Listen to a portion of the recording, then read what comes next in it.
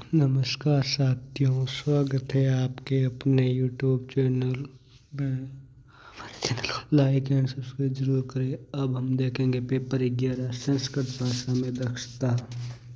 जिनके भी संस्कृत है वो इससे ज़रूर जुड़ें। संस्कृत में हम आज पहले देखेंगे संस्कृत का सामान्य व्याकरण शिक्षा के बारे में। तो चलिए शुरू करते हैं आज की क्लास।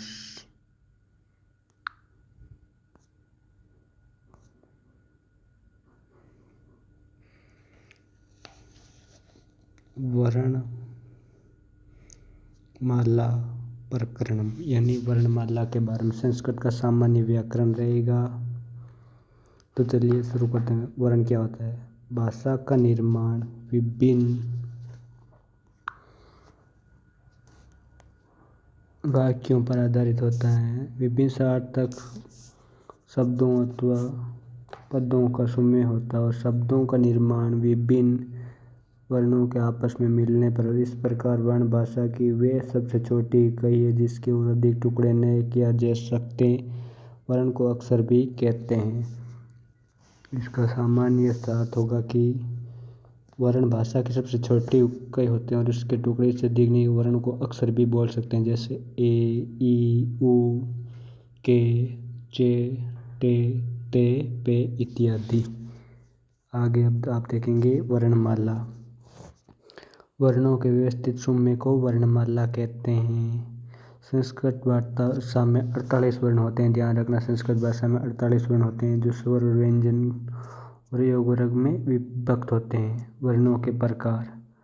वर्णों को 3 भागों में बांटा जा सकता है। पहला स्वर, दूसरा व्यंजन, तीसरा अयोग व। तो पहला वर्णों का भाग होगा स्वर।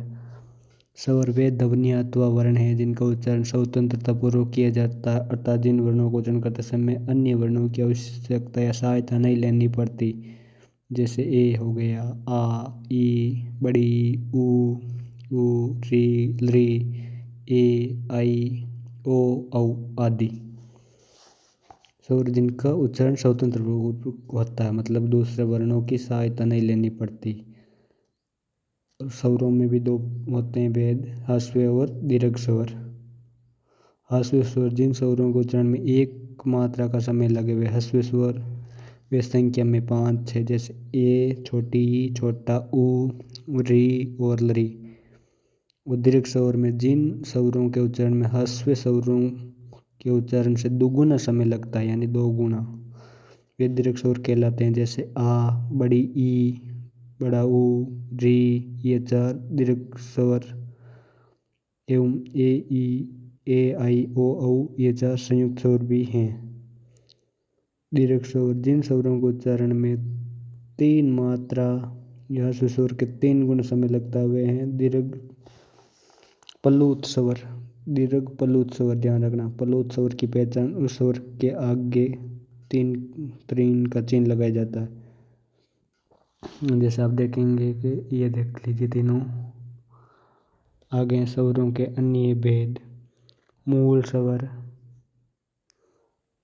ए, ई, ऊ, री, लरी ये मूल स्वर कहे जाते हैं क्योंकि इनकी रचना में किसी अन्य वर्ण की सहायता नहीं की जाती। अगला पॉइंट है संयुक्त स्वर। संयुक्त स्वर ए, आई, ओ, औ ये 4 संयुक्त या मिश्रित स्वर कहे जाते हैं क्योंकि इनका निर्माण स्वरों के योग से हुआ। जैसे ए प्लस ई तो आई बन गया, ए प्लस आई तो बड़ा आई, ए प्लस ऊ ओ। इसी प्रकार आप देखेंगे व्यंजन।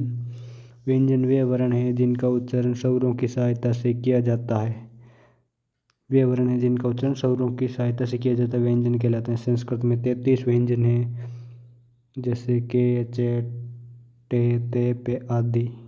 इन सभी व्यंजनों में ए मिला हुआ है, इस कारण इनका उच्चारण ठीक ढंग से होता है।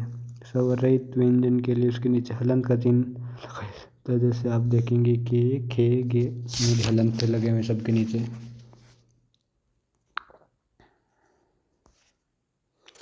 आगे देखेंगे व्यंजन के भेद। व्यंजन वर्णों को प्रमुखतः 3 भागों में विभाजित किया जैसे स्पर्श, अंत्यस्थ और ऊष्म व्यंजन। स्पर्श में है जिन व्यंजन वर्णों का उच्चारण करते समय मुख, जीवा, मुख के कंठ, तालु आदि स्थानों का स्पर्श करती हैं उन्हें स्पर्श व्यंजन के जैसे के से लेकर मे तक 25 वर्ण हैं। ये 25 वर्ण 5 वर्गों में बंटे हुए जैसे के वर्ग, के चे वर्ग, टे वर्ग, ते वर्ग और पे वर्ग। दूसरा है अंत्यस्थ व्यंजन। अंत्यस्थ का अर्थ है कि बीच में स्थित जिन वर्णों का उच्चारण में स्वर और व्यंजन दोनों के गुण विद्यमान होते अंत्यस्थ कहते हैं जैसे ये हो गया, रे, ले, वे। ऊष्म जिन वर्णों का उच्चारण करते समय वायु रगड़ अथवा घर्षण के साथ मुख से बाहर निकलती है जिन वर्णों को उच्चारण करते जिसमें ऊष्मा पैदा होती है उन्हें ऊष्म व्यंजन कहते हैं जैसे से हैं तक हो गए ये 4 ऊष्म वर्ण हैं। अगला है संयुक्त व्यंजन। जब 2 व्यंजनों का एक साथ संयुक्त प्रयोग होता है तो उनके बीच कोई शोर नहीं। जब एक साथ 2 व्यंजनों का प्रयोग हो ना तो वह संयुक्त व्यंजन और कोई शोर नहीं होता है जैसे अक्षय, त्रे और गी। ये हैं अक्षय में के प्लस से, त्रे में ते प्लस रे, आगे हैं अयोग व। वे ध्वनियाँ जिनका स्वतंत्र रूप से कोई अस्तित्व नहीं होता अयोग व कहलाती हैं। इनका उच्चारण स्वर के बाद होता है जैसे अंग ए हैं ये मुख्य रूप से 3 पर हैं। अनुस्वार मुख्य रूप से 3 है अनुस्वार, अनुनासिक और विसर्ग। अनुस्वार का उच्चारण किसी स्वर के बाद होता है तो स्वर के पश्चात नासिक से उच्चारित ध्वनि अनुस्वार कही जाती है। इसके स्वर के बाद अनुस्वार का प्रयोग होता है जैसे संस्कृति, संस्कार हो गया, सार, संचार। दूसरी है अनुनासिक। इस ध्वनि का उच्चारण मुख एवं नासिका दोनों से होता है। इसके लिए चंद्र बिंदु का चिन्ह लगाया जाता है जैसे हंसना है, आँख है। लास्ट में विसर्ग ये एक स्वरित इसका उच्चारण है की भांति होता है जैसे है जैसे राम, मुन्नी, साधु। यहाँ विसर्ग का उच्चारण ए, ई तथा ऊ के पश्चात होता है।